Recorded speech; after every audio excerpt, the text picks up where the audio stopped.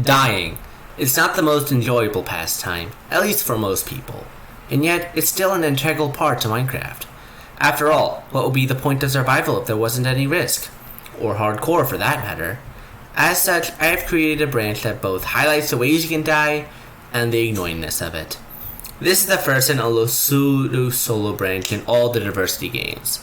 How it works is that 2 or 3 people agree to take the challenge together. I prefer 3 people when possible though, as it would make it easier if there are less games to keep track of. Then, it's a race to the graveyard, as you have to figure out the ways to die the quickest. There are a few rules however. For one, death by void is usually illegal. This is because the map is made of cubes with glass, an oversight on the map maker's part. Of course, what makes this complicatingly annoying for me is that there are several deaths that do make use of the void somehow.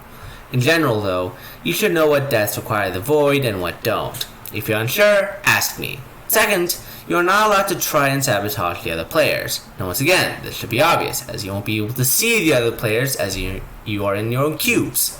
Finally, when one player gets to the end, freeze. I do not want you guys to continue once the game is over. After all, I need to see where you guys are at to score your progress. So now on to scoring, which is where the fun really begins. There are 50 levels in the map, and each level gives 4 points for completion, giving a total of 200 points. However, that's only for the first bracket. You see, when people complete the map, they can go ahead and work with other players who have also gotten first place on the first bracket to go again, getting more points. And they can go ahead and do it for a third bracket. That being said, if there happens to be a fourth bracket, which I doubt it won't involve actual points. However, don't try to get more points by doing duos to get to the second bracket. The first bracket requires 3 people period, just to make sure you don't try to cheese your way into getting more points. Anyways, I know this system is complicated and annoying, but I had the perfect map. It just had a limit of 3 players. And hey, death isn't pleasant, so a branch based on it shouldn't be either, right?